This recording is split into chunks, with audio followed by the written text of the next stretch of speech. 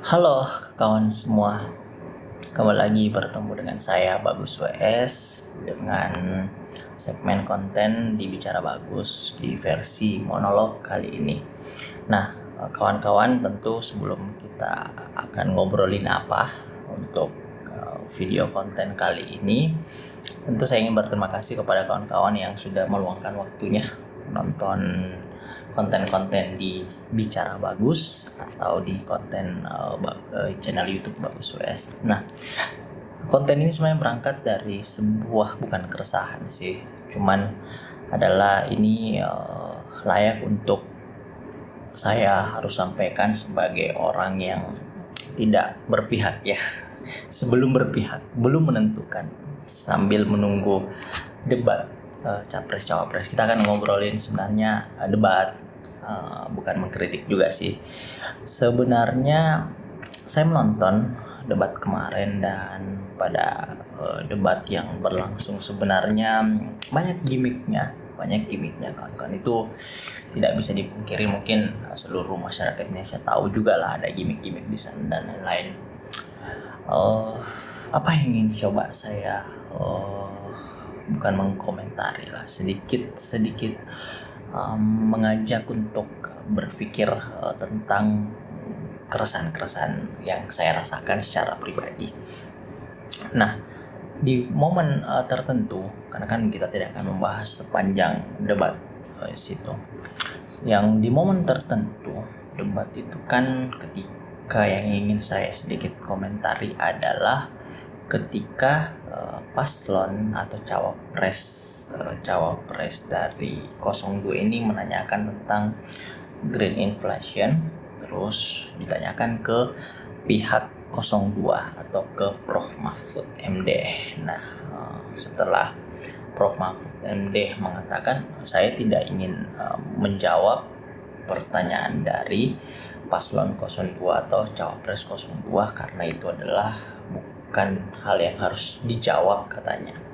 Seperti itu yang disampaikan oleh paslon 02. Nah, dari hal itu paslon 02 menyampaikan lagi, bahkan setelah itu kan ada gimmick ya, mungkin teman-teman lihat kan ada gerakan-gerakan lain untuk mencari katanya jawaban, menyinggung tentang gerakan rompi kuning. Nah, ini yang coba saya ingin diskusikan dengan kawan-kawan yang menonton video ini, bahwa apa sih sebenarnya gerakan rompi kuning yang terjadi di negara Prancis.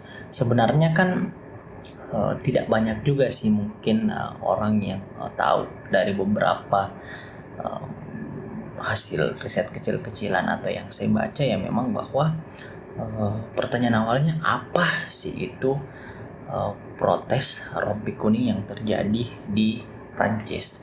Sebenarnya kan kalau flashback kembali ya kawan-kawan, gerakan tersebut adalah sebuah gerakan yang terjadi di tahun 2018 di tanggal 17 November tentang aksi protes yang meledak di pinggiran-pinggiran kota Prancis dengan jumlah peserta protes yang mencapai 300.000 orang. Nah, ini adalah salah satu gerakan paling besar yang terjadi di Prancis. Mereka menutup dan memblokade jalan-jalan. Para pemrotes gerakan rompi kuning ini kawan-kawan, yang sebagian besar berasal dari pedesaan, menggunakan rompi kuning. Karena memang dalam beberapa aksi atau unjuk rasa itu kan memang orang menggunakan identitas supaya tidak mudah disusupi atau mudah mengenali rekan seperjuangannya. Untuk diketahui sebagai gerakan rompi kuning atau Gilets Jaunes adalah salah satu protes terlama yang terjadi di Prancis sejak Perang Dunia Kedua. Ini yang menarik nih, gerakan-gerakan ini muncul. Nah, pertanyaan selanjutnya, apa sih pemicu dari protes tersebut?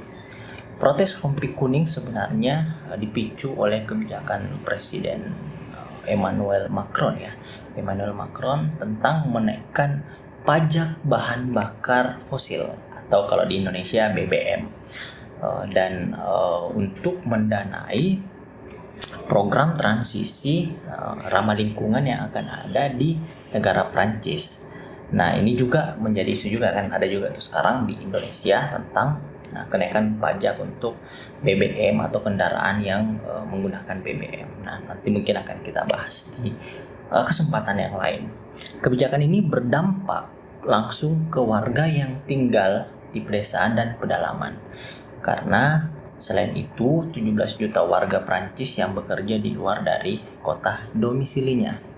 Di sisi lain, warga yang paling terdampak ini adalah orang-orang yang berpendapatan menengah ke bawah dan hampir miskin di negara Prancis yang tentu sudah tercekik sejak awal dengan kebijakan-kebijakan seperti ini. Selain itu, sejak tahun 2016 sampai 2019, dalam waktu yang bersamaan, jumlah warga miskin di Prancis itu naik dari 8,8 juta menjadi 9,2 juta. Nah, ini semakin memberikan dampak pada tahun 2018 itu. Sebenarnya kan kalau kita lihat ya, karena kan tema debatnya waktu itu ada tentang lingkungan dan lain-lain. Saya ingin coba masuk bahwa gerakan rompi kuning tersebut bukanlah sebenarnya gerakan tentang perubahan iklim atau memperjuangkan perubahan iklim secara langsung, karena gerakan rompi kuning ini adalah gerakan menentang transisi dari energi fosil menuju energi yang ramah lingkungan. Tetapi sebenarnya yang diprotes adalah sistem pajak yang tak adil untuk warga menengah ke bawah. Nah, dari hal ini sebenarnya kan artinya paslon 02 ini juga harus benar-benar melihat ya. Mungkin ada irisannya, tetapi lagi-lagi bukan secara langsung. Tapi ini bisa didiskusikan juga lah. Karena sebenarnya kan yang poin paling penting dari gerakan ini adalah bagaimana pajak itu bisa adil di Prancis. Karena kalau kita tiba-tiba ingin menaikkan pajak untuk mentransisikan energi ramah lingkungan dari energi fosil, ya tidak harus juga langsung membebankan kepada seluruh warga. Makanya ada beberapa tuntutan yang diberikan oleh gerakan rompi kuning ini. Nah, sistem pajak itu yang dipikir oleh gerakan-gerakan ini mengabaikan tanggung jawab perusahaan produsen bahan bakar fosil. Sebelumnya, Presiden Emmanuel Macron memang telah menghapus pajak kekayaan yang disebut sebagai Solidarity Wealth Tax.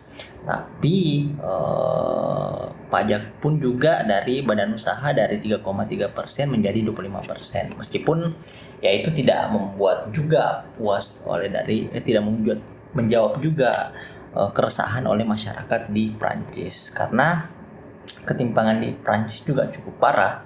50% termiskin hanya menguasai 8% kekayaan, sedangkan 1% menguasai 17%. Nah, ini yang ketimpangan juga mirip-mirip di Indonesia juga.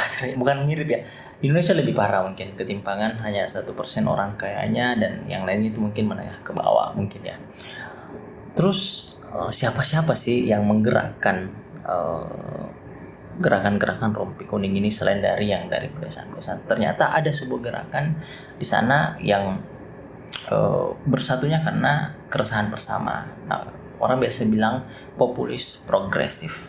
Nah, apa populis progresif? Itu adalah salah satu gerakan rompi kuning ini yang kita lihat ya, karena mewakili kelompok sosial yang sangat termarginalkan oleh kebijakan-kebijakan neoliberalis dari Prancis. Mereka tidak terafiliasi dengan parpol atau serikat buruh. Biasanya kan yang berdemonstrasi serikat buruh, perwakilan parpol dan lain-lain. Ternyata gerakan-gerakan seperti ini tidak mewakili kelompok-kelompok elit yang ada di Prancis sendiri.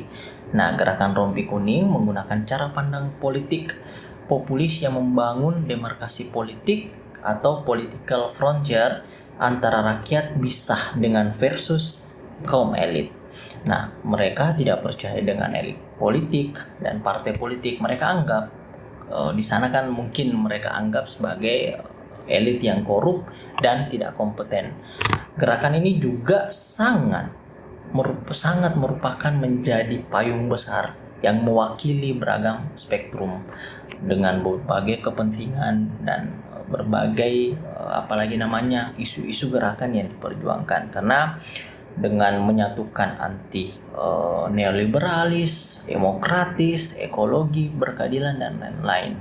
Pertanyaan terakhir kan pada akhirnya dari menghubungkan irisan tentang pertanyaan paslon 02 tentang debat green inflation dan menyinggung tentang gerakan rompi kuning yang ada di Prancis yang katanya memakan korban. Ya memang karena ini adalah gerakan yang sangat panjang dan ada korbannya. Sebenarnya kan apa sih yang dituntut oleh dari gerakan rompi kuning di Prancis itu? Sebenarnya kan adalah pertama keadilan ekologis. Keadilan ekologis, mereka menuntut keadilan sosial sebagai prinsip transisi ekologis. Mereka berharap si kaya dan pemilik bisnis energi fosil itu membayar lebih mahal dari krisis yang mereka hasilkan.